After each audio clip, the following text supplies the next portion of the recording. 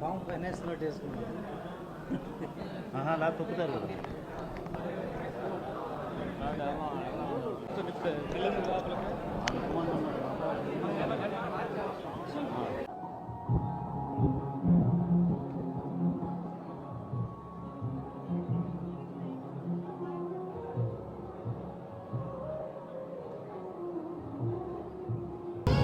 Cooperative banks in our country, they have played a very important role in the total banking sector.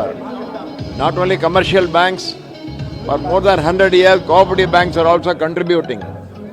In the entire cooperative banking structure, the district cooperative banks are playing a very vital role because they are directly connected to the rural people, to the common people, to agriculture sector for development, etc. And particularly in Andhra Pradesh, the district cooperative banks have played a yeoman contribution for the economic development of Andhra Pradesh. And today we are very happy that all the employees of the district cooperative banks in Andhra Pradesh, they have assembled here in Ongole to have their 14th, 60th year conference.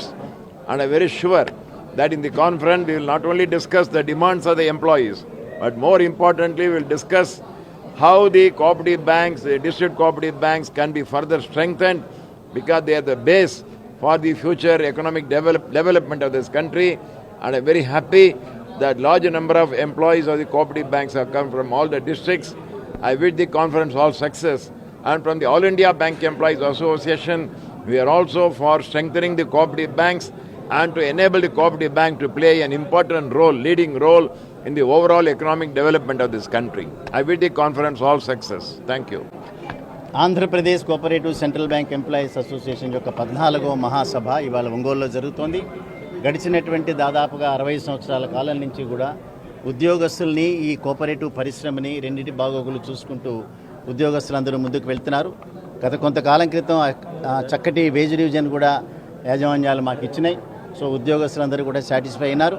దాదాపు లక్షలాది మంది రైతులు ఆధారపడినటువంటి cooperative పరిశ్రమ ఏదైతే ఉందో దాన్ని ఇంకా కూడా బలోపేతం చేయాల్సినటువంటి అవసరాలు ఉన్నాయి.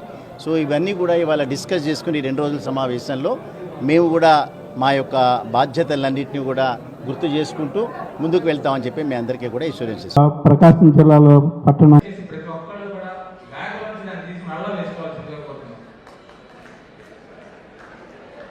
ఈ మహాసభలకి మన ఆహ్వానాన్ని మన్నించి చిత్తూరు జిల్లా నుండి కందుకూరు రెవెన్యూ డివిజను, అలాగే కర్నూలు జిల్లా నుండి మన మార్కాపురం రెవెన్యూ డివిజను, గుంటూరు నుంచి చీరాల రెవెన్యూ డివిజను డివైడ్ అయ్యి ఆంధ్రకేసరి టంగుటూరి ప్రకాశ్